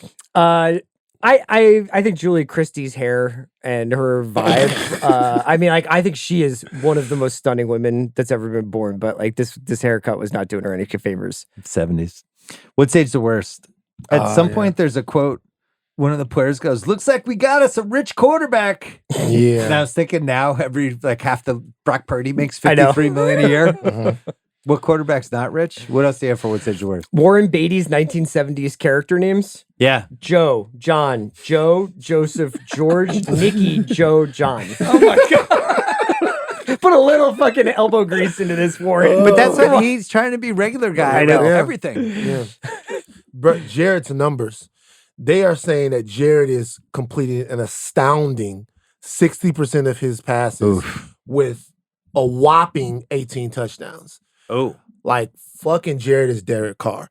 That Like, might have been like the number 3 QB. It might have been, but that as being like an incredible stat line, that's aged the worst. It is kind of funny to watch this movie and think about, is this movie about Jimmy Garoppolo? Like, would this movie be like if Matt Stafford died? Jimmy Garoppolo would become starting quarterback. I'm looking up. So would you say Jared had? Since he was completing 6% of his passes, 18 TDs. But look, I mean, I know like Dan Fouts is playing at this time, right? So there are some guys that are chucking it all around. Are there not, or am I fucking completely off base? I don't know. 18 TDs. So Dan Pastorini had 17. He was 15th overall that year. Terry Bradshaw had 20. He was 10th. Oh, 28. No, I'm looking at the wrong thing. No, that's actually really good. Gary Danielson, 18 TDs. He was 6th. Wow. Jesus. I was looking at interceptions because those are higher. Fran Tarkenton led the league that year with 32 interceptions. He threw 32 picks. And guess what? Ken Stabler had 30. Well, Ken Stabler, it was all or nothing for Yeah, Kenny. right. Snake. Steve Grogan had 23. Yeah, you were more likely to throw. Joe Pisarcik that year had 12 TDs and 23 interceptions. So these guys were just getting massacred. Yeah. Anyway. I have 1970s quarterback, like, offensive line / protections. Can't really imagine Drake May making it through too many of these games. I have a couple. Okay. This is what's age the worst. Julie Christie trying to save Pagelsham. The town of Pagelsham. Here's what we know. There's 1,760 citizens losing their homes because they're building a refinery. Mm-hmm. Are you allowed to just take people's homes? Is that a thing? I guess that eminent happens? domain. Eminent It's domain. here. I don't know if it happens Bill. in the England. That's the thing that happens? I have some really, really dark history. You ever heard of urban renewal? Yeah. I'm just saying. I'm just Pagelsham. I know you've read some Howard Zinn, man. Come on. No, but Leo Farnsworth's just like, yeah, I'll be taking. Yo, I'm just building a refinery, guys. We about to get a new pod here. At the I just need more info. I'm about to turn Bill onto some shit. A People's History of Packlesham. We about to get a new pod. What's her job? The bad She's a things teacher. happen. She's a teacher. She just leaves. It's what was Super Bowl. She's always gone. She's in LA. She's Winter going break. to save the It's town. in December. Right. It's the school year. But it doesn't matter if she's not successful. There will be no school. Yeah. She's not dating or married. No kids. Oh, Well, Packlesham, it's only maybe the pickings aren't great. Yeah. She came out there, but it's all part of God's plan. Right. She's fine soulmate. Just asking questions. How did the clarinet end up in front of Tom Jarrett's locker at the end? Why did that happen? Where'd it come from? You sound like Wendy. Why is that? Where'd it come from?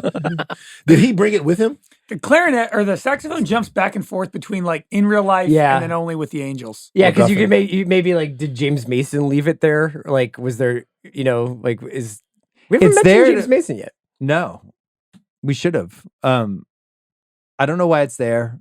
I don't know why it shows up in the locker room. It's just basically to make Max think that it's really Joe and it's not. Mm-hmm. But it has no purpose.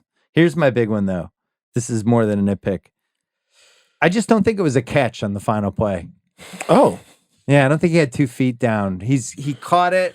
He's starting to make a football move, but not really. And then it's a fumble and Joe Pendleton, Tom Jarrett goes 60 yards. Oh, so you feel like that's an incomplete pass? I thought it was an incomplete pass. Yeah. But that was what was great about football back then. They just had to let it rock. Like, right. That was an instant replay. Yeah. Do you think that was a continuation, Craig? That didn't jump out to me. What jumped out to me was that would be the greatest play in Super Bowl history, and no one really even talked about it. The quarterback picks up the ball, runs for a 60-yard touchdown in overtime to win. The crowd barely makes a noise. I know. They go to the locker room. And there's no one talks announcers. about it. Yeah, no announcers really hurt that one. I don't know what Kirk Addy was doing on that play. That's all I have for What's Age the Worst. Ruffalo Hand and Rubinick Partridge overacting word. Jack Warden dials it up during the murder, kind of when they're trying to turn the tables and get the confession. Yeah. He starts just screaming for 40 seconds. I could have done without the Agatha Christie part.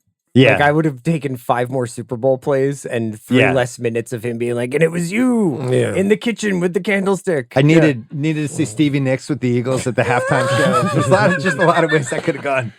David Geffen hanging out. Yeah. Oh, David Geffen. The CR thinks Luke Wilson could have been Harrison Ford Hottest Take Award. Do you have one, Van? I do. Okay. This is a horror movie. You could look at this as a horror movie, as a guy who's being tortured over and over and over again by God for some reason. Think about this. This is heaven. These are the people who cycle in bodies all day long. They get this guy out too early, essentially screwing up his entire life, killing him. They killed him. They put him in another body. He falls in love. Then they yank him out of that body to put him in another body. Then they take his memory. So all it is for him to essentially die at the end of the movie, he dies. He dies. There's no more Joe. He dies. The dude's dead. He has no consciousness, no remembrance of, or no memory of who he was. He's dead. You could make an argument that this entire time, it wasn't God who was doing all of this to him, that it was the devil. That it was the devil trying to get his soul. I'm telling you, the devil trying to get his soul. Well, we actually don't know where that plane goes. We don't know. And torturing him over and over and over. It's kind of like the plot of the show The Good Place. Yeah. It's like when you look at it, he gets fucked over for nothing. Like the entire time, and it never works out. Some other guy gets his chick because he came in and did all the work. And now he's off in the soul ether. gets her though. Like they're connected. They see deep into each other's eyes in the hallway. Maybe. Maybe, but that's not how I see it. The moment he loses his memory, and think about when the guy tells him that he's losing his memory. He didn't tell him that before. He didn't say, hey, we're going to put you in a bottle of this guy. You're going to lose your memory before. He gets him out there and they swap the body. And then he's fading away like fucking Kenobi, right? I agree that it was completely fucked up by Mr. This Jordan. isn't this is not my hot take, but you could say Joe is just an all-time bad dude because he is basically using other human beings as meat puppets so that he can play in one fucking game. Right. Like he is like, legitimately, you can look at this entire movie as a horror movie if you want. Because, like, looking at it as an older guy, I'm like, God damn, this shit is kind of fucked up. Why is Joe a bad guy? I mean, Tom Jarrett would have died anyway. Yeah, but Joe is like, rather than go to heaven, I need to have this affirmation of my athletic career. But who is he harming? Well, that's not what he said, though. They took him mistakenly. It wasn't his time. He wanted to live something as close to his life as he had before. Right. But he's only interested in doing it with a guy who's athletically like gifted enough so that they could feasibly be trained to play quarterback. It's not like he's trying to like bend the rules a little bit. Think about the horror. This is also my hottest take that I've come up with on the spot. Think about a different one. The horror. They're going around showing him people that are about to die. And it's these people, this is like Final Destination shit. And he's like, he's too short. It's too short. This guy's on the high wire. That guy probably fell off, broke his shit. The dude probably like Dale Earnhardted out when he was like driving the car. This guy probably crashed the car. It's like, it's kind of scary when you think about the metaphysics of it all. So I was going to talk about this later, but we should talk about this now. For your hottest take? No, just in general. Because the different version of this movie is he just has his memory the whole time and it ends. Yeah. But it's not as good of a movie. Yeah. Because we don't get the Jack Warden scene. Certainly. And we don't get the you're the quarterback scene. So for the movie, it works better. But for real life, it's way better to keep his memory and just be like, all right, now I've got to figure out how to be Tom Jarrett for the next 40 years. But there's this other piece. Like, what if Tom Jarrett was like married with 2 kids? I hadn't even thought of that. I hadn't thought of that either. Yeah. Because then, even if you become Tom Jarrett and you're married, but also think about your parents. He might have had a side piece too. He might have had a whole. Tom Jarrett theoretically is 3rd string quarterback, so he probably has like a 2-bedroom place in like Encino. You know, like it is like he's not living like the. But do you think now that Joe Pendleton's soul is in Tom Jarrett, he's just gonna be like, you know what I've been thinking? We should move to Malibu. And he'll just start doing the things Joe would have done anyway. I have another thought: a sequel horror movie. Yeah, to where Joe Pendleton's soul actually starts fighting and presenting itself. Yeah. He's coming up. There's a movie like this that I'm thinking about, but like he's trying to take over. Yeah, he's picking up the thing. Tom Jarrett's breaking the fucking saxophone. It's Heaven Will Not Wait. Give me my colon. Give me my body back. It's good stuff. I'm not against this one. You really could say Mr. Jordan was actually the devil and he wasn't in heaven, that he's fucking with him. What's your hottest take? Jigsaw and Saw. Mine is that when Mr. Jordan says the likelihood of one individual being right increases in direct proportion to the intensity with which others are trying to prove him wrong, he just basically invents Jim Rome in the jungle right there. Mr. Jordan invented tape culture, the Zag. Jim Rome watched Seven Can Wait and was like, yes. I'm on to something. Jay Williams was like, just write it down. I like the Zag. My hottest take, I think Julie Christie was the hottest British lady that ever lived. Oh, come on, man. I think the British goat. Not necessarily in this movie, but just for me, it's her and it was Elizabeth Hurley in the finals. Eva Green? Is Eva Green British? I believe she is, but now you still got me thinking of young Helen Mirren. Young Helen Mirren? I mean, Eva Green's British? She's French. Oh, yeah, she's French. She's French. My bad. Shout out to I Eva still have Green. Julie Christie against everybody. The Dreamers. So what's the hottest take? Van Lathan Award. Did this movie need more black people? Yeah. We're talking, it's football. Okay. Yeah. The line play is heavily black. They should have been, first of all, there should have been, the moment that he became Joe, he should have called up his homeboys that's on the football team, and he should have had to convince them that he was Joe. Right. Hysterical. They're all together. Think about the left tackle and like the receiver. Yeah. Think about the kookiness of those people in that stuck up, like lily white mansion when they come down and the linebacker room is in the living room. When the wide receiver room is out there. Yeah. This is a funny thing in the movie that they missed. It's a funny thing in the movie that they missed. Even Max being black would have worked. I was thinking there's a whole alternate universe where Tom Jarrett is black. And it's like, you have your chance to come back and play for the Rams. But you're going to be Tom Jarrett. This is sort of like a footnote, like an extra caveat to the Van Lathan Award should be the Matthew McConaughey Now Imagine He's Black Award. Black Award. think about that, because if you're just get to get the end of any movie and just be like, now imagine what year did this movie black. come out? This is like 1978. 78. So being a quarterback is one thing. Yeah. But then you got to go out into the world in 1978. He's going to think about that for a second. If it wouldn't have been Tom Jarrett, it would have been Derek Jenkins. Well, it would have been the new second string quarterback who would have been like the Joe Milton of that team. Yeah. And he would have to be like, oh, okay. Mm. How bad do I want this? How bad do I want it? Yeah. What happened with Joe Milton? Why'd you guys By the way, trade him? probably a better sequel. The Joe sequel. Pendleton becomes the black backup quarterback. And he rewrites wins the Super Bowl and then he rewrites the record books on it. And he's just playing Italian jazz on his soprano. Yeah. The reason why they got rid of Joe Milton, because it doesn't matter if you can throw the football 150 miles if you can't throw it to a live person. Okay. Yeah. He had that one game. Casting what ifs. Warren Beatty really wanted Cary Grant to accept the role of Mr. Jordan, offered him $1 million, and had his ex-wife Dyan Cannon pushing. And Cary Grant said, no, thanks. I will stay retired. Turned out $1 million. Yeah. James Mason. I still love the verdict, James Mason. But an incredible And late that's period why push. it should be disallowed. Furthermore, I like evil James Mason more than heavenly James Mason. Captain Nemo James Mason is great.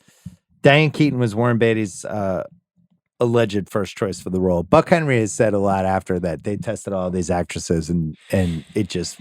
Warren Beatty really wanted it to be Julie Christie because he was still kind of in love with her. It's a difficult period for casting what ifs. Doing Super 70s month is hard because it's like the same 30 people are linked to the role. Yeah. Because they were like, this is how you get the movie made, is get one of these 30 people. Yeah. Is a question about that, because that is true. You hear the same names, because some of the it's names... like Hagman, Pacino, De Niro, blah, blah, blah. Yeah, some of the names you hear that, they was going to play Sonny, it's like stupid. Is the studio system still running things at this point? No, right? No, but they just want to bankroll. But they're recycling. Yeah, I mean, if you for read every role, it's like the same The first guys. Goldman book is a lot about the star you need to get any movie made. You got to get Clint Eastwood, you got to get Robert Redford. Basically, everybody, Warren Beatty was the number one. If we get this guy, the movie's getting made. And Newman and Redford were probably 2A and 2B, I think, right? Back then. Yeah. And this is kind of like, I remember there used to be this, I can't remember what it was. It's like, is Eastwood not like the biggest star in the world at this point? He just couldn't have been in a movie like this. No, but although I think he was the most reliable box office guy. But you don't hear his name a lot when you hear about this. Oh, this could have been this guy. This could have been this guy. It seems like it's hard to imagine. He's got enough cachet to just do his own movies that he wants to do that are only for him. He would have been a good Jack Horner. Eastwood? Yeah, just being Eastwood. He's like, I'm ready to shoot, Jack. He's just like, I'll tell you when you're ready to shoot, you little twerp. Can you imagine Eastwood being like the day that Grodin gets the drop on him and shoots him and he falls into a well? I don't think I could ever see that happening. You got something itching in those pants waiting to get out, Dirk. 3 directors considered to direct. That's first Jack Hornerson. I know. Arthur Penn, Mike Nichols, Peter Bogdanovich, all bounced around, but Beatty really wanted to direct it himself. Bogdanovich's version would be really interesting to me. His career was pretty much in shambles at this point. There's also like this weird thing with this movie. You know, it's very cool looking and it's delightful, but like the co-directing credit, and Buck Henry was brought on because Beatty didn't want to have to direct other actors in scenes that he's in, but Warren Beatty's in almost every scene, so like how much directing did he do? Buck Henry's really bitter in the book. Like he definitely is lobbing grenades. Neil Diamond composed a song titled "Heaven Can Wait" specifically for the film, but Beatty declined to use it. I was trying to think what that song could be. Heaven can wait. Like the Neil Diamond voice. Best That Guy award. So the Rams coach, played by my guy Dolph Sweet, who was the dad in Give Me a Break with Nell Carter. I have John Randolph, the Rams owner.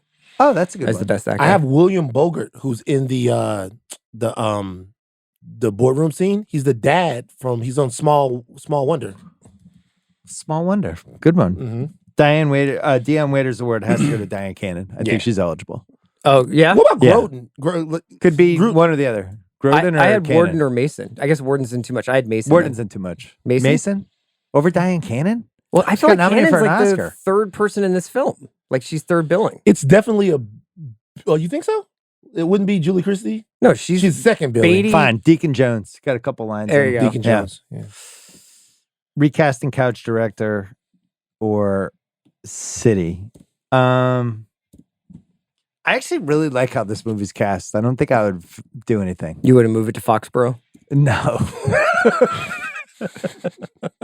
No. I think this needs to be LA. We need the Malibu footage. You know what? I had a thought, man. New Orleans. I know I'm being a homer. Okay. New Orleans works. Put like a little spiritual, since it's a horror movie anyway, spiritual voodoo element. Horror New of Orleans. some sort. Very Way compact sweatier. city. He's playing for the Saints. Saints going to the Super Bowl would be a big deal. I think New Orleans could have worked. Only 4 times. Oh, half-assed internet research. Only 4 times in Oscars history have 2 people been nominated for Best Directing Oscar. The last 2 were the Coen brothers twice for True Grit and for No Country for Old Men. Heaven Can Wait, and then 2 guys for West Side Story. Not common. They usually have a bunch of rules that you can't have co-directors. They discourage it. They don't like it. Yeah, I think you have to be like the Coen brothers who were like, Yeah. no, it's cool. We're doing this like as a team. Yeah. Biskin, he said Christie used to be really hard on Warren Beatty in his book about that he was basically making sellout movies. And apparently in that wide shot when he's walking with her before like basically their last scene together in the mansion when he tells her if I ever come back as the Rams quarterback, the wide shot they're talking and they're just supposed to pretend they're talking. And apparently she was saying, I can't believe you're still making these fucking dumb movies. Oh, these people are all over Europe making fabulous films and you're still doing this shit, and then smiling at him like she was sweet talking him and was just like fucking with him the whole movie. Yeah, but now in Sounded retrospect, amazing. it's like, what is she talking about? Because like Parallax View Shampoo and Making and Mrs. Miller, which are the precursors to this, are all. And I would argue this was a really good movie that he should have done. I don't. And it is red. So where's like all the typical shit British person? This is why they fucking suck. Oh, whoa! Yeah, get them the fuck out of here. We sent them packing in 1776. I stand by it. It wasn't we. I'm just saying, CR's got some English blood. You guys, it wasn't we. I didn't have much to say. You guys. Actually, I did. Shout out to Christmas Addicts. I mean, we went first. You guys, you don't care. You guys don't care about that. Okay, cool. Gotcha. I'm just gonna move on to Apex Mountain. Go for it. Warren Beatty? No? What is this Apex Maybe? Mountain? I think it's I Reds? actually think it's Shampoo. I think it's Reds. Reds? Because he gets the Oscar. I would say I personally would say Shampoo because I think after Shampoo he could do anything he wanted, which ended up being this movie that he writes, produces, directs, and stars in. And the Also, studio's like, here, take money. Something to be said for the fact that he does Reds and doesn't really do anything with it until Ishtar. Yeah, he has like a 5-year. I think he's just getting down. Coked up. 1980. I don't know if he was a coke guy. 1982 Los Angeles, Warren Beatty coming off Reds. I think he's getting he had some chicks. social engagements. Yeah. Maybe, who knows? Julie Christie, no. I told you her Apex Mountain. It was 1965. Movies involving heaven. Metaphysical body swap movies. I have this. It's a question now. So it's this. It's like Chances Are, which I love, which you guys don't really care about. Freaky Friday. You're talking about switching bodies? Well, body I'm switch talking about movies? metaphysical. Yeah, like coming body back switch down movies. from coming heaven. back Yeah, down. I think this is the most famous one, right? Yeah, I mean, I think Dave is just they find a twin. It's not. That's nothing like metaphysical about it. This is the 5th biggest movie of a giant movie year. Yeah. Actually, to be honest with you, this is the movie that a lot of those movies are probably mimicking. What about Big? That's Big a could be up metaphysical. there. That's a metaphysical body swap movie, not involving heaven, but it's like supernatural type of shit. Big's a good one. Yeah, maybe. Actually, it's probably Big. Big is probably sets the tone for this. It's not like involving God, but it's probably Big. What's it? This isn't Grodin, but what is Grodin? Is it Midnight Run? For us, it is. Does Midnight Run and then his talk show comes after Midnight Run? Yeah. A couple years later. Jack Warden, probably not. I think he got nominated for stuff. The Rams, they win a Super Bowl. First iteration of the LA Rams. Yeah. I think you could say. Yeah. Dyan Cannon. She's going to Laker games. Magic's about to show up. She's got nominated for an Oscar. She actually becomes. Do you think the Showtime? It could be argued that the Showtime Lakers is actually the apex mountain of Dyan Cannon. Like so many people know her in the NBA Fantastic commercial. Know her from just being a Lakers super fan. Being a Lakers super fan. Yeah. You could argue that the Showtime Lakers are I think she was in the Pointer Sisters NBA Fantastic commercial. A Shaka Khan song. She's an absolute Great Renaissance woman.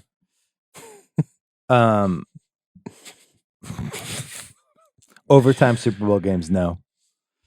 Shout out to the Falcons fans. Yeah, Rich person mansions in a movie. Is there a better one than the Falelo, whatever it's called, mansion? Like somebody who's real. I mean, Xanadu and Citizen Kane's pretty cool. The Greystone Mansion, Batman TV show. It's a pretty good mansion. Yeah. Cruiser Hanks. Greystone Mansion. Hanks. Yeah. Hanks, Craig? Yeah, but I'm not as convinced as you guys. But yeah, Hanks. I mean, to be honest with Cruz you, could do it. With the Cruz is not convincing me as a quarterback. Come on. I think his bike riding scene would have been incredible. I don't know if Tom I think Hanks he would is have convincing been me as a quarterback either, though. He would have really taken the football scene seriously. I think if Tom Cruise had done this movie, he would have been like, I can get the Butlers like to play for the Rams. Like I'll get all of my I'll get everybody. Yeah. Scorsese or Spielberg, this feels like Spielberg 100 times out of 100. What role would Philip Seymour Hoffman have played? Older him could have played Max. Yeah. Oh, I skipped your flex category, Van. Did you already have one? did it. The five. I wrote up the five. Oh yeah, you did it. Yeah. Craig, you're up. I wanted to go with the George Ellerby 2 weeks with pay award for the character who should have been fired. I kind of think every character in this movie should have been fired. Joe Pendleton riding his bike on the freeway as a quarterback in the NFL for the Super Bowl. Yeah. Jack Warden is a trainer who literally was not at the stadium on game day. Charles Grodin and Dyan Cannon couldn't hide their affair at all. Yeah. And they couldn't kill Joe. Julie Christie, the teacher, just abandoned her ethics after one boardroom meeting. That's true. And the Angels murdered Joe Pendleton twice. Because they're demons. This is great. Yeah. Everyone was incompetent. Yeah. The Rams coach didn't care that Tom Jared was legally dead. He's like, get there. Not one guy's doing their job well. Power right on two. I like that, Craig. Pick nits. I have just a slew of them. I bet we all have very similar ones. I'll start. Why does the head trainer get so much say over who's playing quarterback? Yeah. Fucking doesn't matter what the fuck you think. Only Alex Guerrero. I was going to say there's a lot of TB12 in this movie. Yeah. How do you take over somebody's it's like body? So weird. He's like, he looks good. Yeah. Okay. He looks great. Why don't you go over there and stretch somebody out? How do you take over someone's body if you don't know anything about their life? And wouldn't the first 2 weeks be like, wait, where's the bathroom? Like, what? Who are you? Like, you just wouldn't know anything. Yeah. Also, the biggest nitpick is, unless I'm mistaken, we never know what shape Leo I mean, he's like Leo Farnsworth's in good shape. He wouldn't know how old. How old is he? We don't know what he looks like. Yeah. What does he look like? Like, he's got to be decent looking if Julie Christie's into him pretty quickly. I think there should have been a scene where he picked up a picture of him and looked at a wedding picture of him and Dyan Cannon, and just we get to see who it was. So they do this same thing in a fantastic movie called Wonder Woman 1984. Are you being sarcastic about being fantastic? Fucking terrible. It's like legitimately legitimately Chris Pine comes back as Steve Trevor, however, in a different body. We see him as Steve Trevor. When he sees himself, we see the person that he's supposed to be. They should have done that. Yep. How does Max have time to train fake Leo Farnsworth for weeks when he's supposed to be the Rams trainer? Yeah. It's a really solid nitpick. I have a lot more. Oh, we did. How old was Farnsworth? What was his body like? Can you buy the Rams in 4 days? Probably not. You can't. Probably a vote. The fucking whole league has to vote. Yeah. The commissioner has to vote. Money has to be exchanged hands. It doesn't matter how much. It doesn't matter if you come in and you go, I'll pay $100 million. I know they talked about the tush push for 18 months. Yeah, it's like you can't. No fucking way. You can't do it. He starts trying to buy them during the playoffs. And then they're in the Super Bowl, and he's already the owner, and he's been practicing. How for a weird couple is weeks. it that the Jets, Ravens, and Pats all got behind the Eagles there for the tush push? It's all the people, all the teams of the ringer. All the people with aggro coaches. Oh yeah. Vrabel's like, I fucking love the tush push. What happened to Tom Jared when Leo was practicing with the Rams? the owner just shows up and starts taking reps, and they're about to play in the Super Bowl, and they have a starting quarterback. What do you mean? What happened to him? Tom Jarrett's just like, all right, I'll just be over here. Yeah. Like, he's the starting quarterback. They're about to play in the Super Bowl. This would have been the hugest story.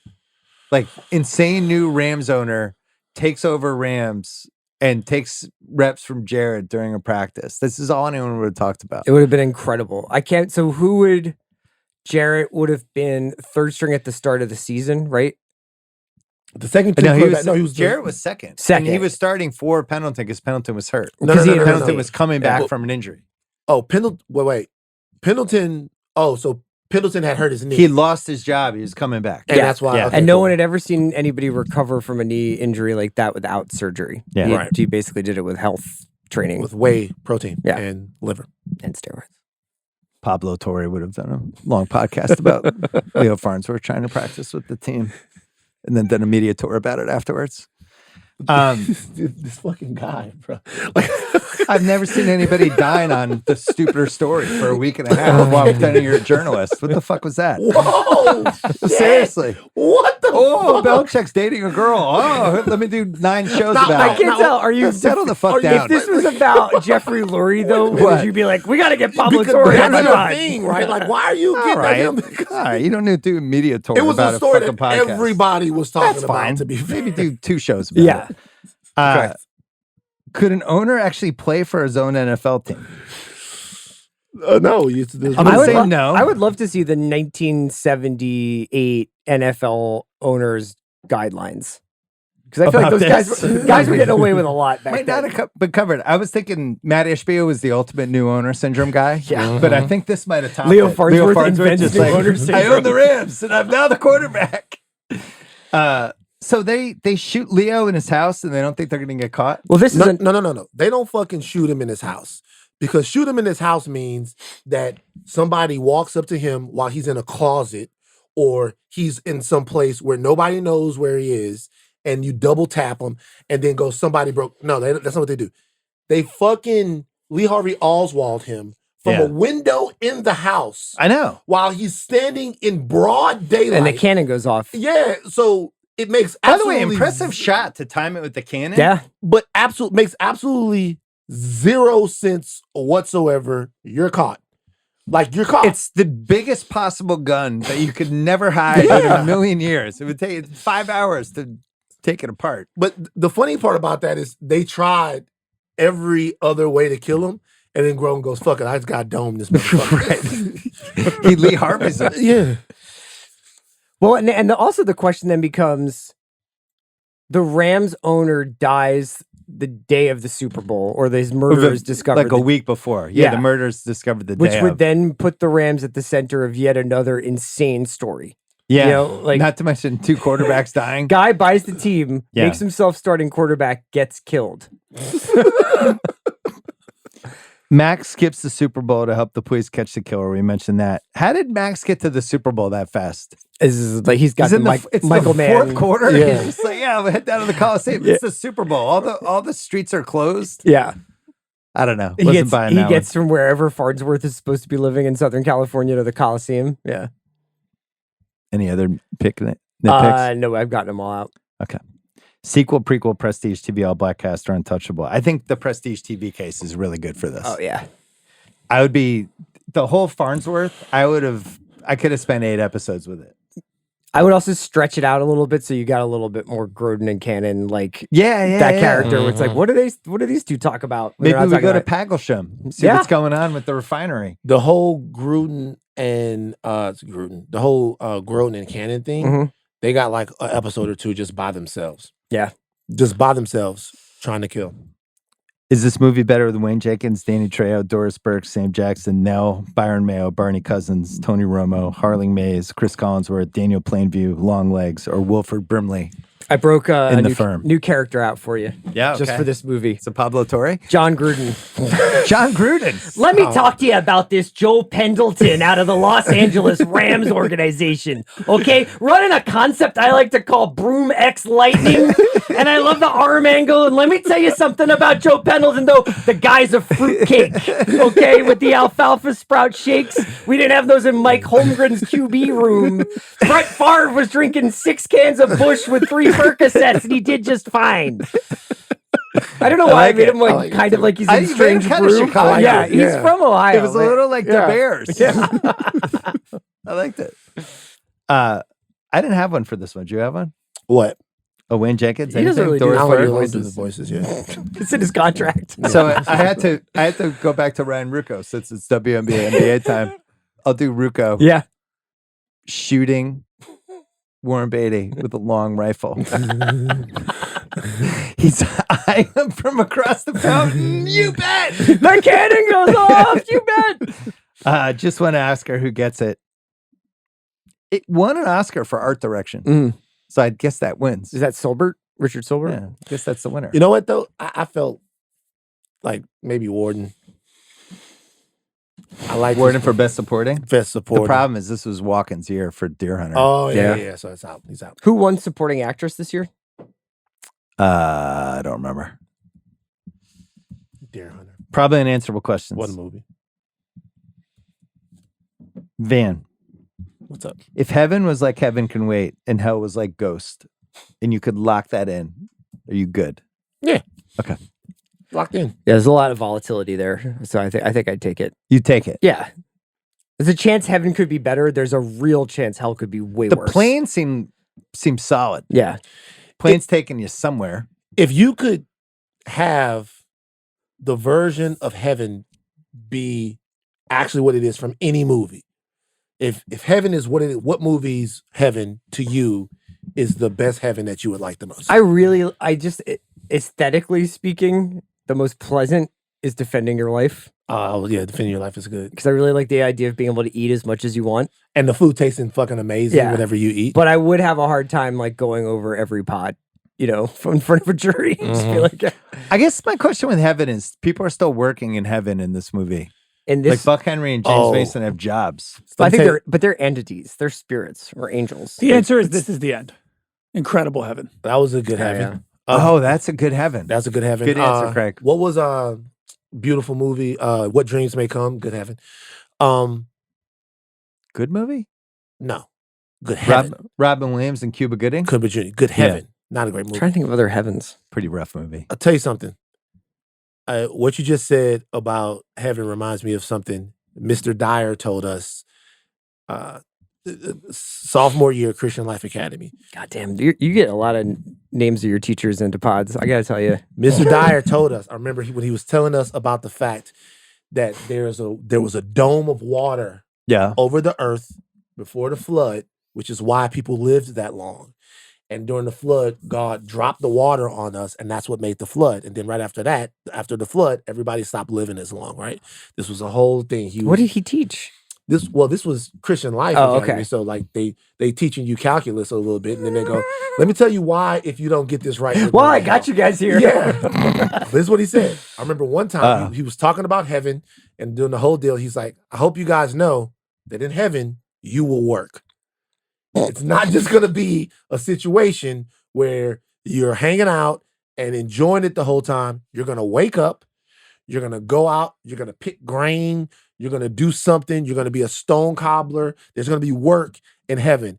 And I remember looking around that class at a group of youngsters who thought that if we could only get it right on the earth, that we would be up in heaven, chilling for eternity and watching this fucking guy break our hearts. So I'm telling you guys right now, in heaven, you will have to be middle management for some other planet or some other civilization where you're going to have to find people and get them on the metaphysical plane. Okay. Are there same game parlays? Can I do Taylor Fade there? Or no? Would your idea of like who to jump Future into bets? would be like, I need to jump into a guy who has access to FanDuel? I need to be in a state where there's legalized gambling. They show me the states. I'm like, California doesn't work. Yeah, there's this guy. Ohio, that works. Is your version of heaven New York hitting on every bet? Or no, because it's going to get old, right? This is one of those things. There's two types of people: the people that think about this and wonder what's going to happen, and then the people who try not to think about it at all. And I'm in the latter camp. I am so in the latter. I'm in the latter camp. I don't like thinking about this stuff. Because it's even sadder to think about nothing happening. You know? Oh Jesus, we got to move on. I'm about to freak out. Like it's like just the TV goes off. You know? I'm about to freak out for real, bro. We gotta move on. Like literally, I'm feeling anxiety rising in my feet right now. Does the want nail word for what happened the next day? Yeah, Tom Jarrett. Probably on the Superstars that summer on ABC. Yeah. You think he moves on from Betty pretty fast? Might have done like a Three's Company cameo. Maybe a Gatorade or a Wheaties type of ad. And then I think he eventually gets CT from the hit he took in the Super Bowl. He's probably eaten out of a straw in 1992. That's it for Tom. Corkle was committed. The very next day, he fucking loses it. So you don't think that when he Tom finds gets out, him fired? The very next day, after he has gone through his friend dying, his friend coming back, and then losing it again, his brain completely fucking unravels. He spends the rest of his life. He's the only one that knows. Remember, she doesn't know. Yeah. The only one that knows that he came back in a different body, and then he's got to be around this guy. He's got to work with this guy. So he becomes an alcoholic. He becomes an alcoholic because his life completely goes. He tries to go. He writes books. Yeah. He gets a ham radio and starts trying to communicate with people. A public access TV show, like the whole nine, but nobody ever believes him. He goes crazy. Ends up living in Pugsham. Packersham. What piece of memorabilia would you want or not want from this movie? Any of the funny Leo Farnsworth hats, like all the outfits that he rocks when he's first Farnsworth.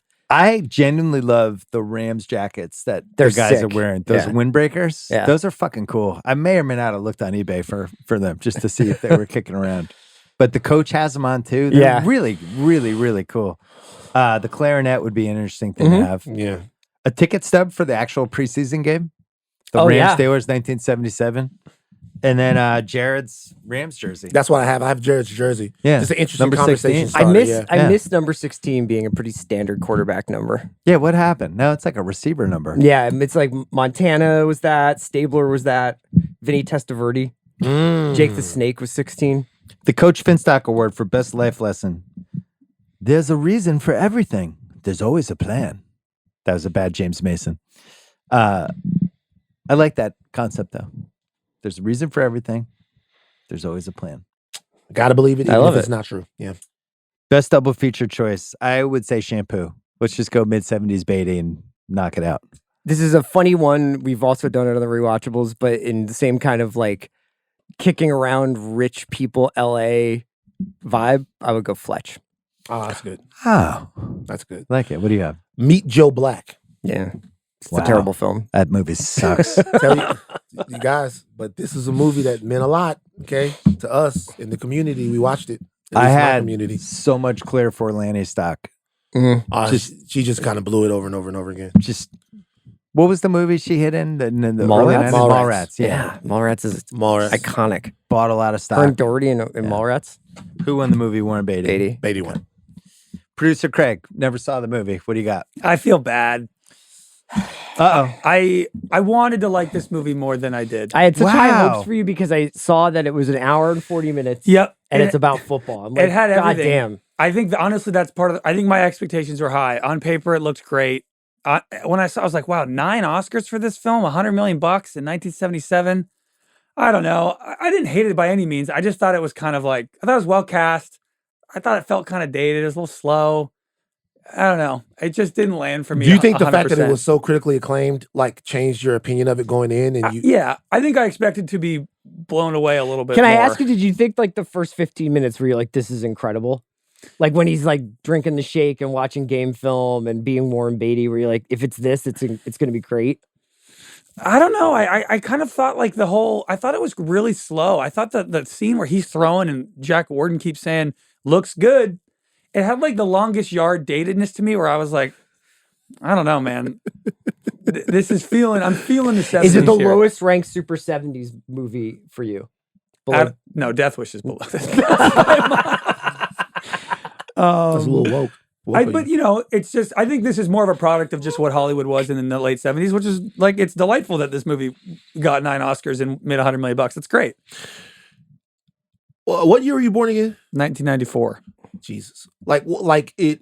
How many movies do you like where like God or heaven is in the movie? I love Bruce Almighty. Okay. Because like that stopped being a thing after a while. Bruce Almighty. Bruce Almighty is a good one. But like, because I think that like in my era, there were still a lot of movies with that. And I think that stuff kind of turns people off now. I think it's hard. Like comedies for me, I grew up at a great time with comedy. Like those are the movies that I remember the most.